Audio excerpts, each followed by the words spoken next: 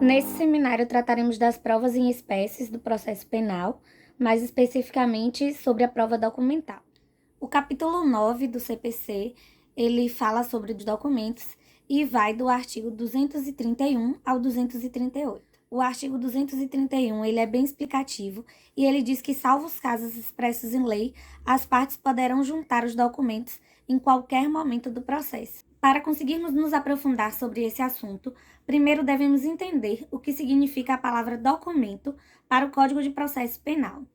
Então, vejamos o que diz o artigo 232 sobre essa temática. Consideram-se documentos quaisquer escritos, instrumentos ou papéis públicos ou particulares. Segundo o sentido estrito do CPP, são considerados documentos apenas os escritos que tenham força probatória e que demonstrem fatos relevantes para o processo. No entanto, devemos ampliar esse sentido, considerando outros elementos, como fotos, vídeos, gravações, objetos, porém não podemos confundir as provas materiais com provas documentais. O artigo 233 diz que as cartas particulares interceptadas ou obtidas por meios criminosos não serão admitidas em juízo.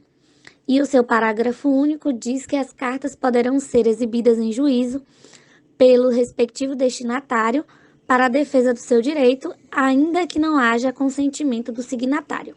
Para exemplificar esse artigo, podemos imaginar uma gravação de uma conversa.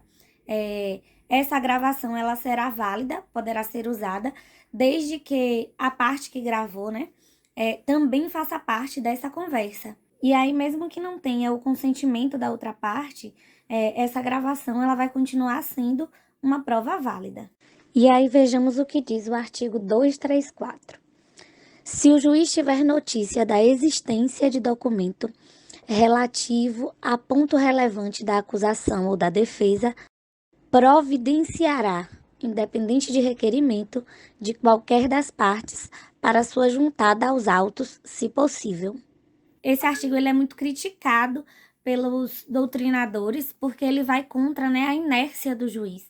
Caso o juiz ache que tem alguma prova que é de relevância para o processo e que não está nos autos, ele pode solicitar, a inserção dessas provas ao processo. O artigo 235 diz que a letra e firma dos documentos particulares serão submetidas a exame pericial quando contestada a sua autenticidade. Esse artigo ele é bem fácil de se compreender, haja vista que o juiz, ele não é um perito, então essa letra que ela foi contestada, ela deve ser analisada por um perito grafotécnico. E uma observação importante que a gente faz em relação a esse artigo é que as pessoas elas não são obrigadas a produzirem provas contra si mesma. Então, quem quer provar que essa letra não é daquela pessoa vai ter que usar outros meios, outros documentos, caso a pessoa não queira assinar novamente para uma análise grafotécnica.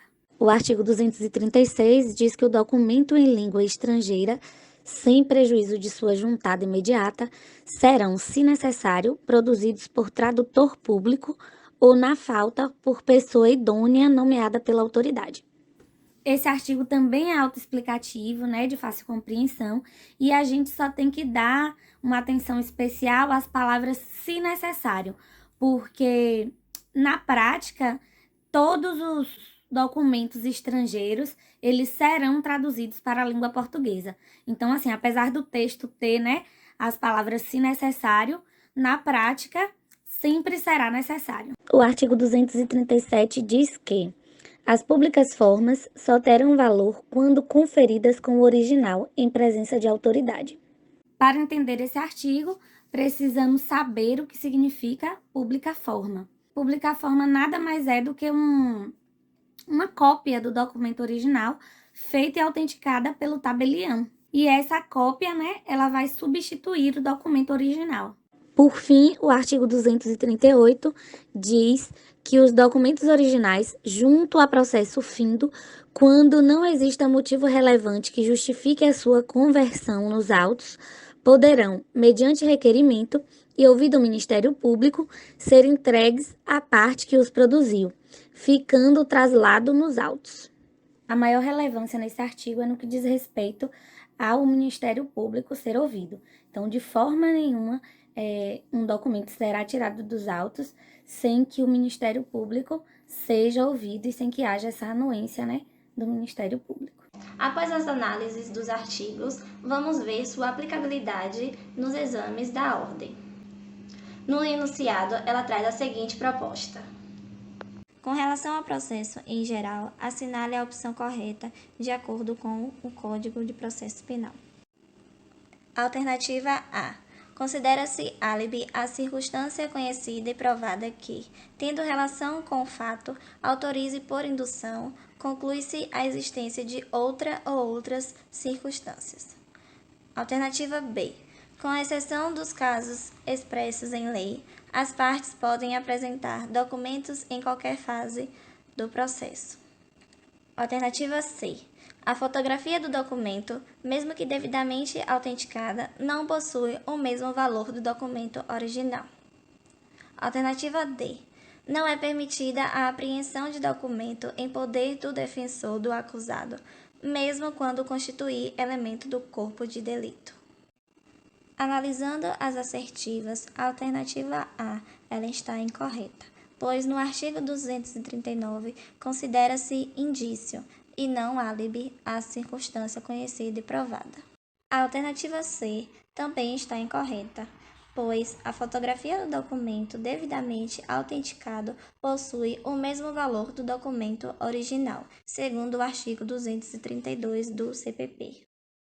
A alternativa D está incorreta, pois não é permitido a apreensão de documento em poder do defensor do acusado, salvo quando constituir elemento do corpo de delito, conforme o artigo 243, parágrafo 2º. Portanto, a alternativa correta é a letra B, previsto no artigo 231.